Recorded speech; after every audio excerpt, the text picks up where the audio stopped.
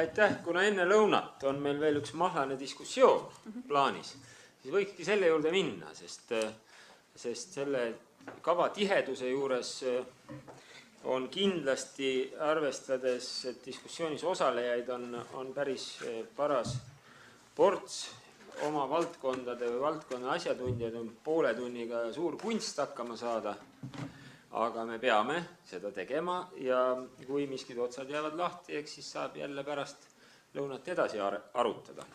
Ma kutsuks siia need inimesed, kellele on teada antud eelnevalt. Need on Liisa,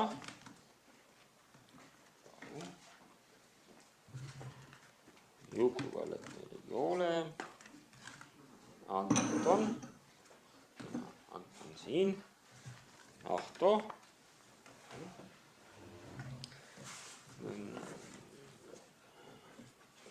nii, Kalev Uustalu, Lukase ma võtan siit praegu ära, Heiki Valk ja Marju Kõivupuu ka. Nii. Mina või? Muidugi. Just. Ma vaatan, kus ma su nime panin. Vaat just. Marju on siin ja Heiki. Ja kusagil pidi olema selliseid säätseid kantavaid mikrofone ka. Siin üks on. Passi ma viin ka sult ära. Kahju.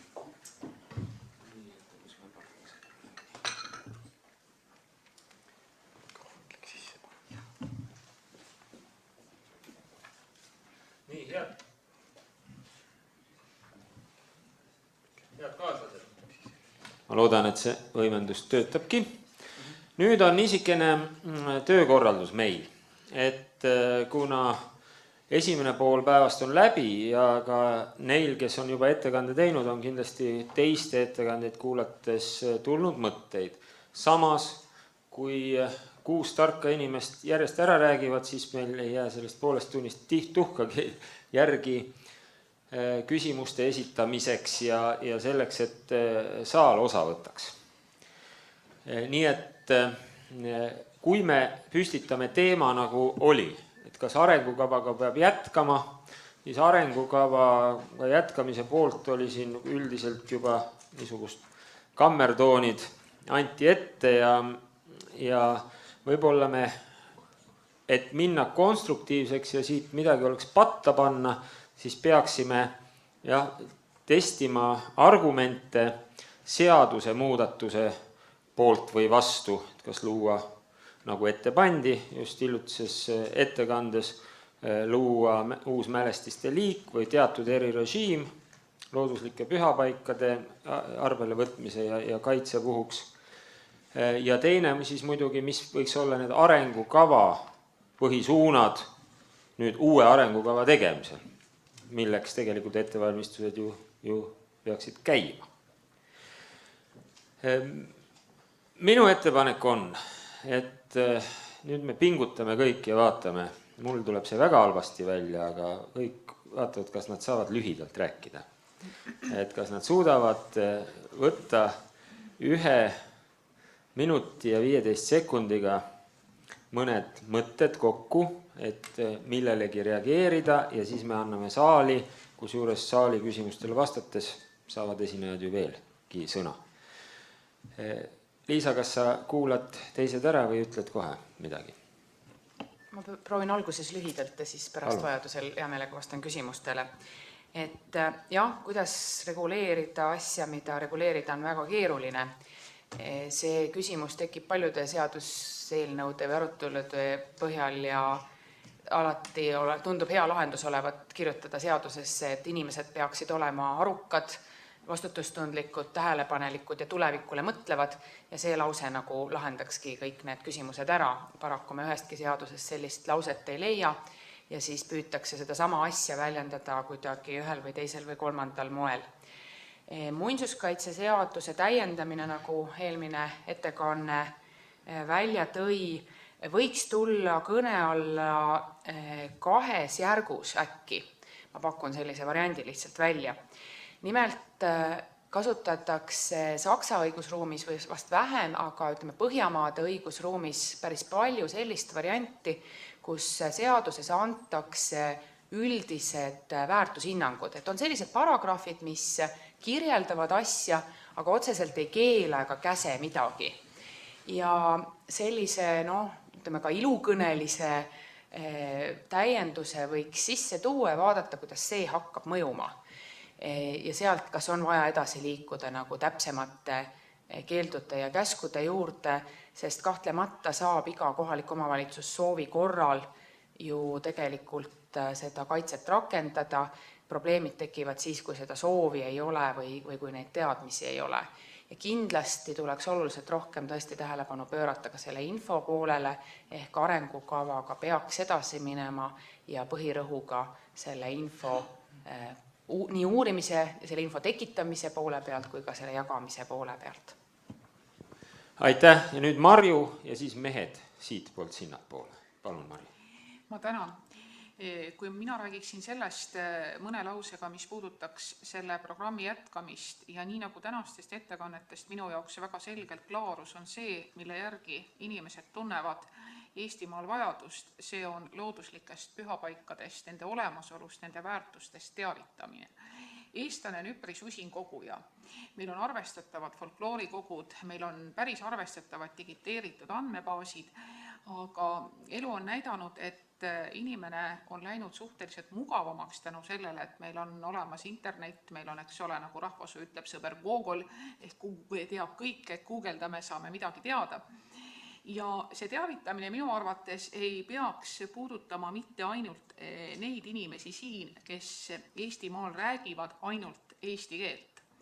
Mul on endal selline tunne viimased 13 aastat Tallinnas elades ja töötades ja õpetades ka üliõpilasi, kelle emakeel ei ole eesti keel, aga kellest paljud tulevikus ja ka praegu nii-öelda teiskeelsed tegelevad ka arendustegevusega Eesti territooriumil, et see teavitustöö looduslikest pühapaikadest, nende väärtusest, tähendusest siinsele maarahvale peaks olema ka eesti keele ülene.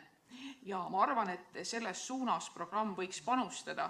Tegelikult ma ise olen käinud rääkimas erinevates Tallinna venekeelsetes koolides ja viinud ka kooliõpilastega läbi mõned niisugused, kas just ekskursioonid, ma ei tahaks seda sõna öelda, et see on selline ametlik, aga võib-olla käigud loodusesse, kus on saanud rääkida siis nende paikade tähtsusest ja tähendusest.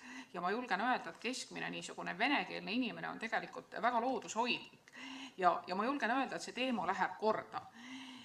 Ja sellest tulenevalt, kuna meil on ka väga palju üliõpilasi, kes Eestis õpivad, kes on ka inglisekeelsed, täpselt sama lugu, nad on huvitatud sellest teemast, nad tahaksid selle teema kohta rohkem lugeda, nad tahaksid saada linke ja materjale. Ma tänan tähelepanu eest. Aitäh! Ülekande heli kvaliteeti parandaks, kui üks mikrofon on korraga lahti. Ja praegu Heiki, palun. Minu kõige suurem mure on aeg. Aeg läheb edasi, inimesed surevad, paigad kaovad, paigad ununevad.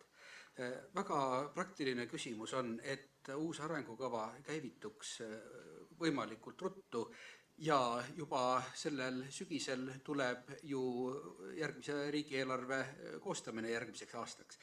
Et tingimata oleks tarvis asi käima lükata juba järgmise riigieelarve kavandiga, muidu me kaotame aasta, me kaotame palju inimesi, kes teavad, me kaotame palju pühasid kohti. See on kõige suurem valupunkt praegu minu arvates.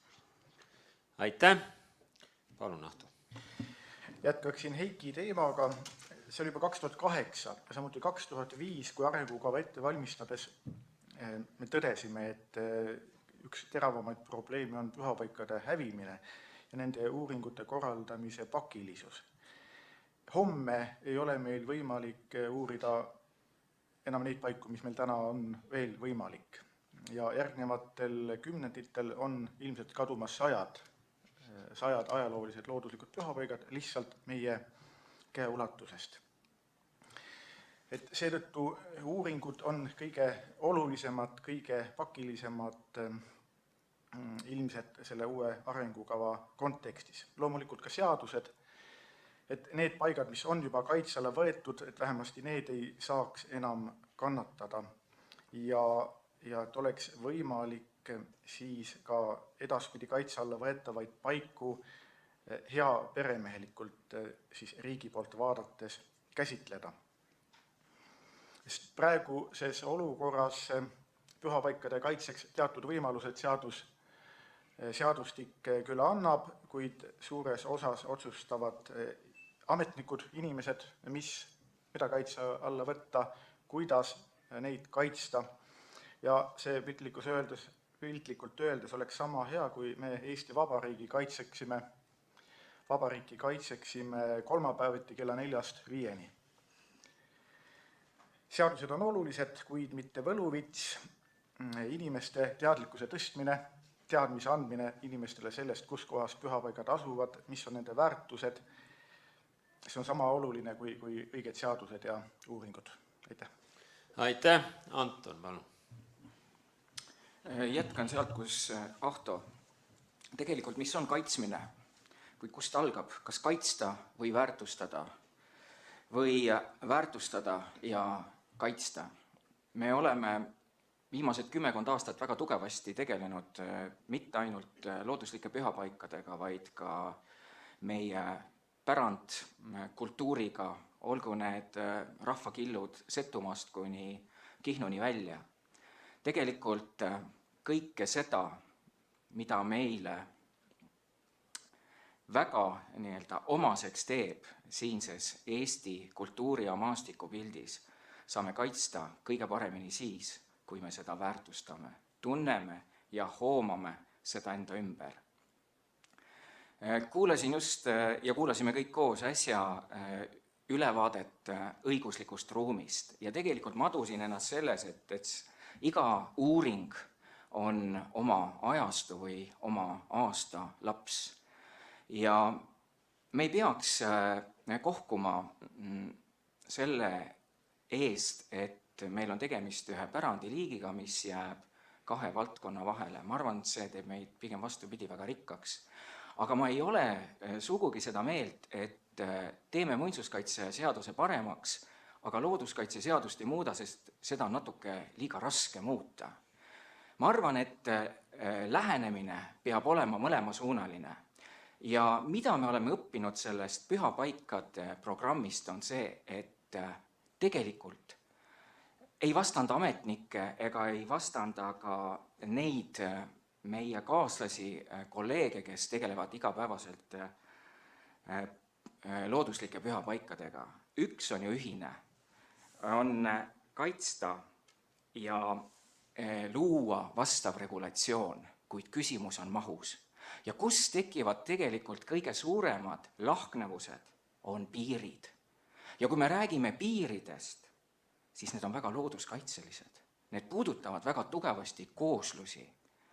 Ja siin tegelikult ei saa muinsuskaitse minna üle looduskaitsest ega looduskaitse muinsuskaitsest. Ma arvan, et siin tuleb ühendada jõud. Ja lõpetaksin sellega, et 1/3, nagu näitas meile uurimistöö, on meil käes. On inimesed, kes tegelikult seda valdkonda mõistavad või soovivad mõista. Ma arvan, et kindlasti üks olulisi teemasid järgmises programmis peaks olema teavitamine. Selleks, et väärtustada ja kui me väärtustame, siis me ka kaitseme. Aitäh! Aitäh, Kalev! Palun. Head kohalviibijad! Ei ole vist uus mõte see, et keskkond on üks tervik. Ja kui me räägime keskkonnakaitsest, siis minu jaoks on keskkonnakaitse, mis ühendab nii loodust kui seda kultuuri, mida inimkäed on loonud. Et keskkonnas on tervikuna vaja kaitsta nii ühelt poolt loodust, kui teiselt poolt inimkäte poolt loodut ja see on terviklikult keskkonnakaitse. See, et praegult muinsuskaitse asub Kultuuriministeeriumi haldusalas, see on Eesti riigi praktika, on riike, kus muinsuskaitse asub Keskkonnaministeeriumi haldusalas ja kus seda asja mõistetakse ühiselt. See on üks mõte, mida tahaksin öelda. Teine mõte on see, et ajalooliste looduslike pühapaikadega on liigutud olnud arengukava raames õiges suunas. Meil on olemas analoogseid projekte, nii nagu näiteks 20. sajandi arhitektuuri inventeerimine, reheelamute uuringud, kõik nad kätkevad endast seda, et uurida, mida on olnud ajaloos sellist ühes kindlas valdkonnas, mida tasuks jäädvustada. Ja kuna 20. sajandi arhitektuuri raames uuriti terve rea praktiliselt üle Eesti kõik 20. sajandil uuritud objektid, siis loodetavasti jõuame ka ajalooliste looduslike pühapaikade arengukava raames selleni, et me jõuame välja selgitada, inventeerida kõik need objektid, mis kannaksid seda nime kogu Eesti ulatuses. Ja kui need andmed on kogutud, siis need andmed tuleks kanda andmekogudesse ja juba täna, vaatamata sellele, et ka need 20. sajandi inventeerimise käigus leitud objektid ei ole mälestised, neid arvestatakse planeeringute ja arengute juures. Planeeringute koostajad ja arengute koostajad vaatavad neid andmekogusid ja küsivad ka meie käest, kas tasuks ühes või teises objekti puhul siiski arvestada sellega, et ta on kultuuriväärtuslik, vaatamata sellele, et ta ei ole riigi poolt veel tunnistatud mälestiseks. Sama on ka ajalooliste looduslike pühapaikadega. Ja loomulikult rõhutama seda, seaduses on vaja luua võimalused, selged võimalused, et ametnike jaoks oleks üheselt arusaadav, kuidas ühe või teise valdkonnaga tegutseda. Aitäh, nüüd Liisalt üks lühike repliik ja siis saalist arvamusi, palun. Aitäh, et ma vaatan, et siin on nii palju hoogu sees praegu siin laua taga, et Kalev Uustalu lausest kohe edasi minnes, et ma annaks konkreetse ülesande siiski saalis viibijatele, et need seaduse muudatuste ettepanekud võiksid jõuda veel ennem siis seda kevadhooaja Riigikogu töö lõppu meie lauale, et võib saata näiteks mulle liisa.pakosta@riigikogu.ee ja kuna Tõnis niikuinii siin on hulk töid mulle edasi pärandanud, et siis Tõnisele võib ka saata, eks ole, ta vaatab ka profipilguga need asjad üle ja vaatame, et äkki saabki nagu suhteliselt kiiremini asja, et see on täiesti tõsiselt antud ülesanne praegu. Aitäh! Nii, asi läheb siis konkreetseks, aga palun. Ja ülekande huvides nimi ja siis küsimus või repliik ja suhteliselt lühidalt. Ma tänan. Mina olen Aela Olev, Härjapea koja vanem. Ma tegin sellise tähelepaneku. Kõik kasutavad terminit looduslikud pühapaigad. Ainult isand Kalev Uustalu paneb sinna juurde ajaloolised. Selgita veel kiirelt ja lühidalt, arusaadavalt, sest paljud ei saa aru, miks see nii väga vajalik on. See läheb lohisema. Neid sünonüüme võib veel sinna ette mõelda. Ja lihtsad maausulised inimesed rohujuure tasandil ei pruugi seda sõna ajaloolised tabada. Ajalooline see on nagu midagi ürgset, tänapäeval siis see polegi midagi või? Said mu küsimusest aru? Ja, sain. Palun. See, miks mina rõhutan sõna ajaloolised, tuleneb sellest, et mina töötan Muinsuskaitseametis, mis tegeleb ajalooga. Sellepärast ongi see asi siin, mitte millegi muu poolest. Aitäh, palun. Tarmo Röidle, Härjapea koda. Siin on selle asja ümber käib see jutt ikka niimoodi nagu tulise kartuli veeretamine ühest peost teise, keegi ei oska päris täpselt ja kindlalt ütelda. Aga härra Uustalu sõnavõtust, siin tahaksin nagu märkida ära, et tehakse, et ei ole piiritletavad. Tänapäeval ei ole nagu see looduslike pühapaikade kohad ja nii edasi ei ole piiritletavad. Ja siin tekibki kohe selline märge, et näiteks Maardu Hiiemetsa lageraie. Selle ümber toimus üsna aktiivne nii-öelda keskustelu nii maausuliste kui teiste kõigi poolt, kes tahtsid seda kaitsta ja need dokumendid jõudsid kindlasti nii looduskaitse kui muinsuskaitse lauale ja nii edasi.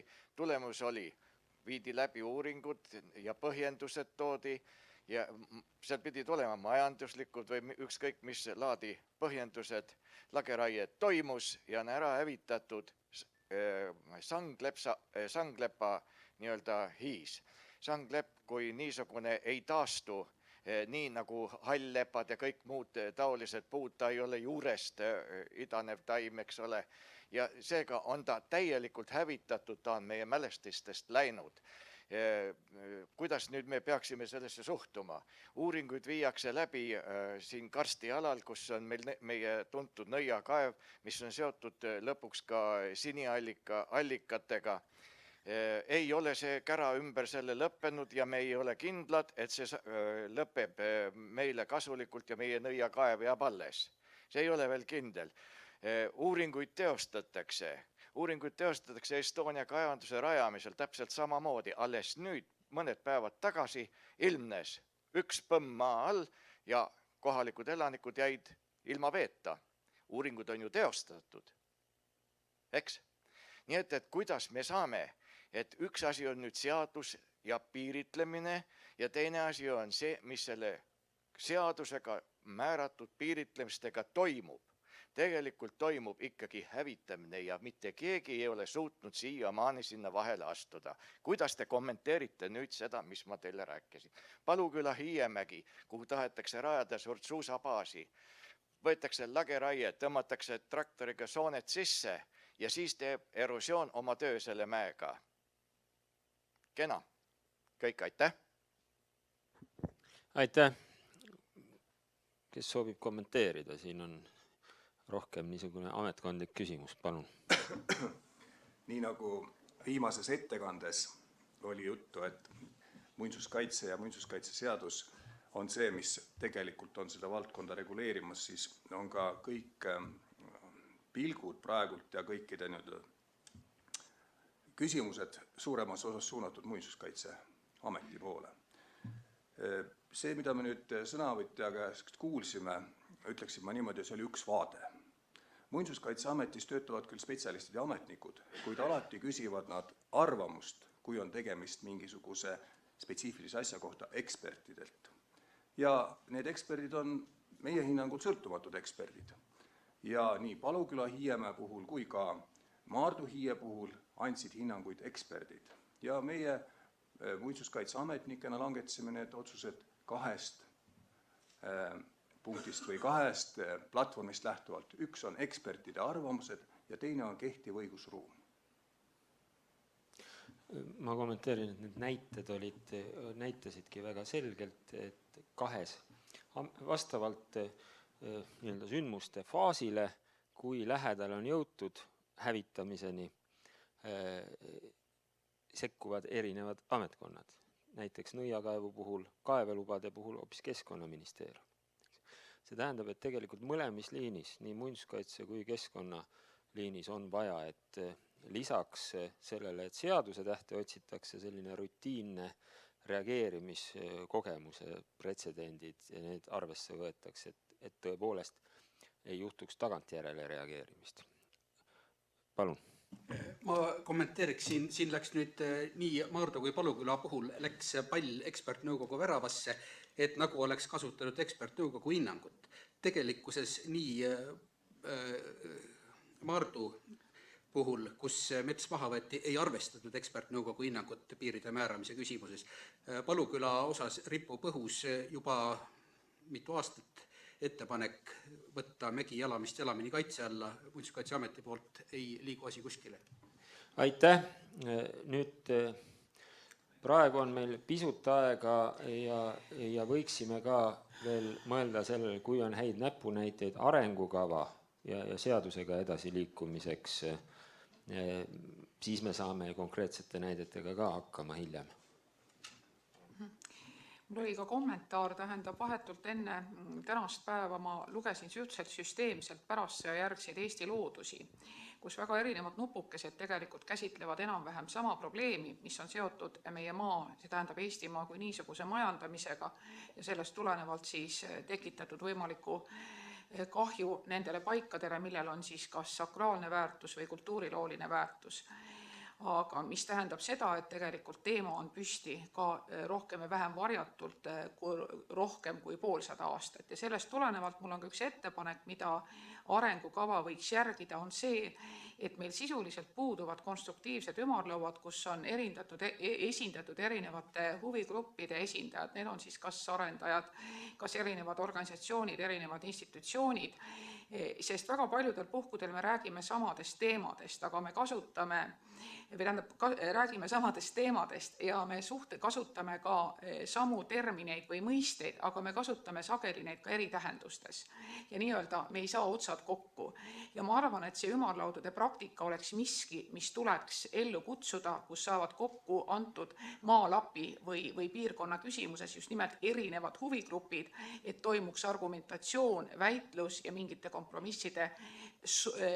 kompromisside leidmise soov või püüe. Tänan. Helen Arus, ajakiri Looduse sõber, et mul on üks küsimus veel Kalev Uustalule, et selle Maardu Hiiemäe osas, et miks ikkagi ekspertkomisjoni arvamust ei arvestatud, et kas siin on mingi hierarhia, et kes on siis see viimane, keda arvestatakse? Ütleme, kui lihtsalt öelda, siis see objekt, Maardu hiis, mis oli ka mälestuseks tunnistatud ja mis on tänaseni mälestus, ei ole hävitatud. See, et oli soov laiendada üle ligi 80 hektarile seda hiit, siin oli nüüd kaalumise küsimus. Ja kaaludes kehtivas õigusruumis seda, kas on põhjust seda maala suurendada ja kas on neid tõestusmaterjale, mis kinnitavad, et see maala peaks olema 80 hektarit, ei olnud selliseid, mis oleks olnud mõjuvaid. Ja seetõttu see langetatud selline otsus. Ja ma rõhutan veel kord, et tuleb alati informatsiooni esitada objektiivselt. Maardu hiis on mälestis ja see hiis on säilinud mälestisena. Aitäh, nüüd on 3 küsijat registreerunud, need ongi ainsad küsijad ja siis Liisa saab lõpuks ütelda ka oma märku andmise peale. Ja Ahto ka, aga siis on kõik. Palun. Aitäh. Üks küsimus kõrvalt seisja seisukohast. Kas on tulevikus võimalik, et muinsuskaitse, kultuurikaitse, keskkonnakaitse kuidagi suudaksid istuda ühe sama laua taha ja põhjalikult teha koostööd? Kui ma nüüd praegu kujutan ette, ma imestan, et siin praegu nüüd laiemat looduskaitse osa nagu ei ole. Tavaliselt võetakse kaitse alla mingi ala, kui seal on mingi liik, mis on kadumisohus. Kui on mingi kooslus, liigirikkus, võetakse kaitse alla, kuulutakse reservaadiks. Ja mind hämmastab, miks ei ole võimalik, kui on teada, et üks koht on üks paik, ma lähtun praegu Hiiest, koht, mis on muutunud ajas 100 aastate jooksul. Miks ei võiks tema olla võetud kaitse alla, mitte ainult muinsus mõttes, vaid ka looduskaitse mõttes, sest sel juhul säilub see paik kui üks ürgne keskkond, kus on tagatud liigirikkus ja areng. Samal ajal ta võiks olla ka see, mis ta on muinsuskaitse mõttes. Mulle tundub, et tegelikult, või ma saan valesti aru, et tegelikult nii looduskaitse kui muinsuskaitse kui kõik võimalikud teised kultuurikaitsed on ju tegelikult ühe ja sama kultuuri, inimkultuuri erinevad väljundid. On see võimalik?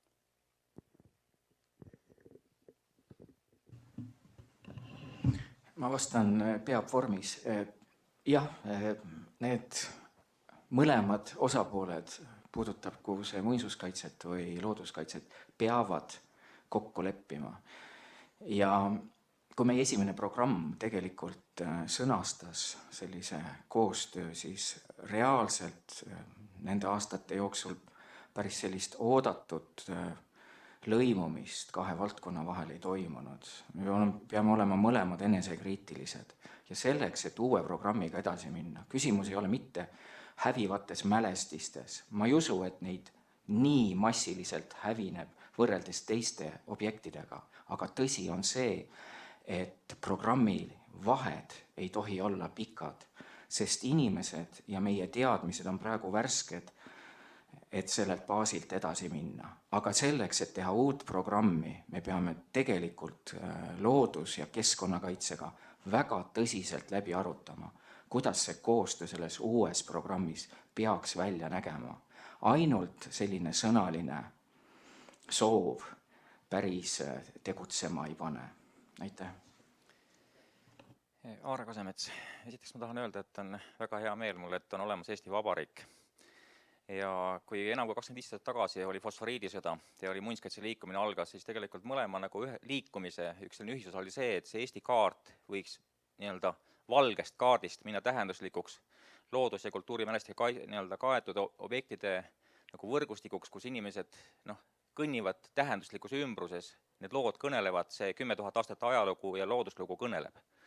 Nüüd endise Keskkonnaministeeriumi ametnikuna üks selline ka siis küsimus ja võib-olla siis mõte ka arengukava jaoks. Ma tean, et keskkonnamõjude hindamise litsentsi annab välja Keskkonnaministeerium, samal ajal on ka kultuuripärandi kaitse keskkonnamõjude hindamise osa.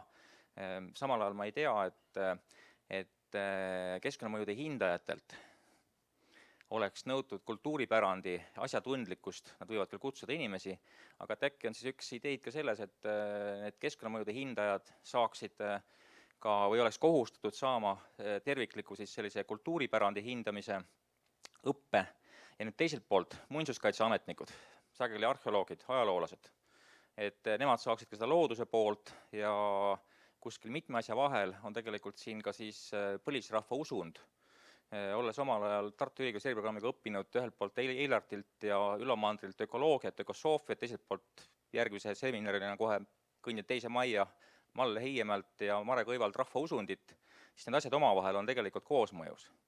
Kui nad ei ole ametniku peas koosmõjus, siis väga raske on tegelikult nii-öelda ametijuhendi järgi ajada näpuga järge.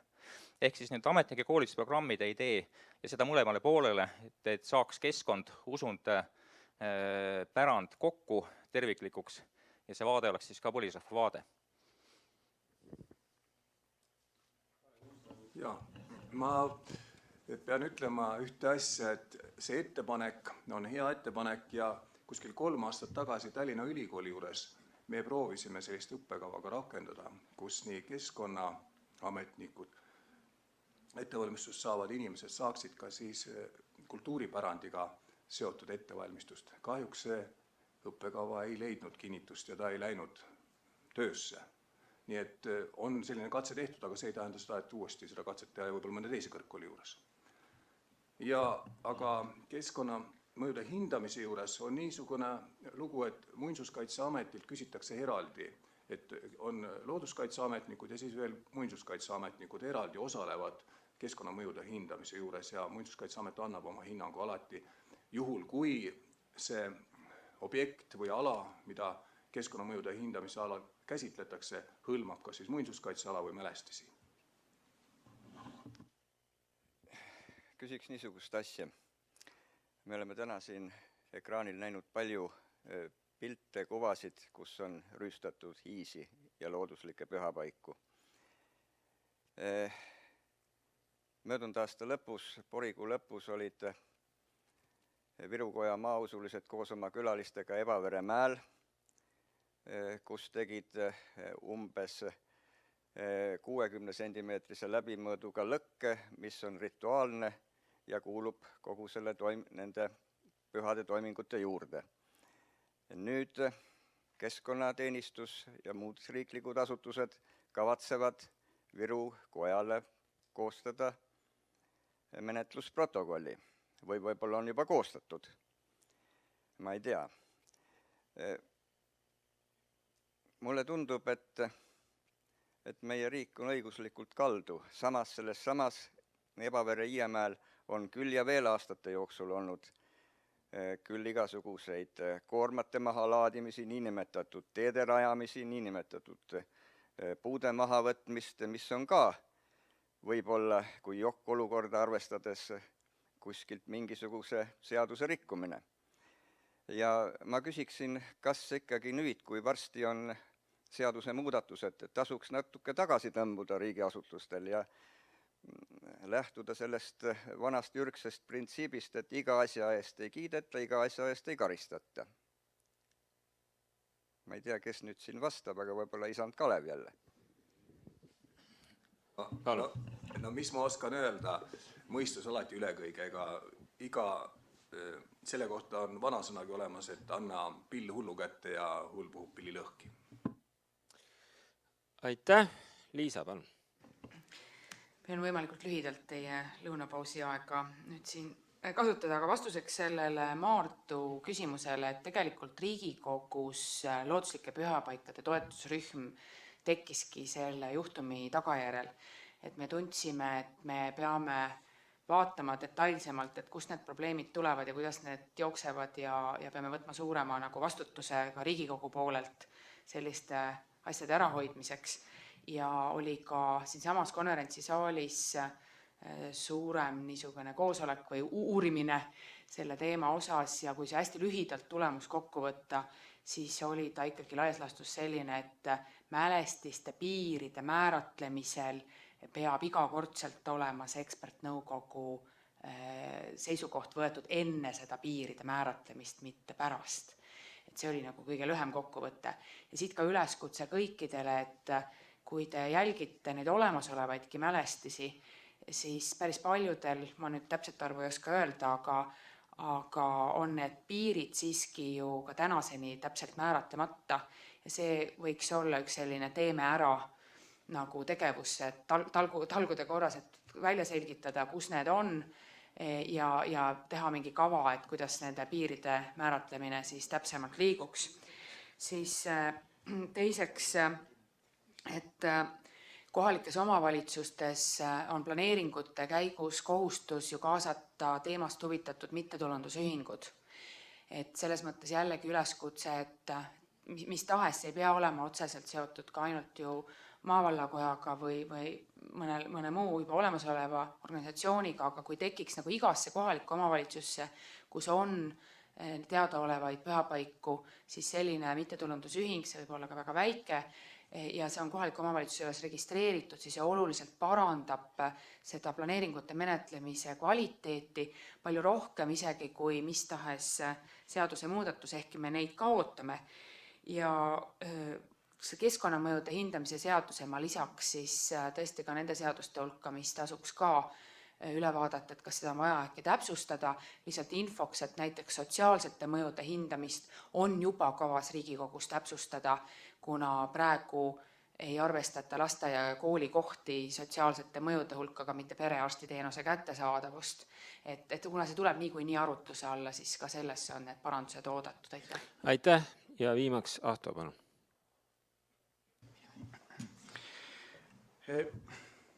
Me oleme põlisrahvas ja me oleme siin, et edasi kesta. Ja me peame uskuma sellesse, et me saame lahendatud kõik need probleemid, mis meile täna muret teevad.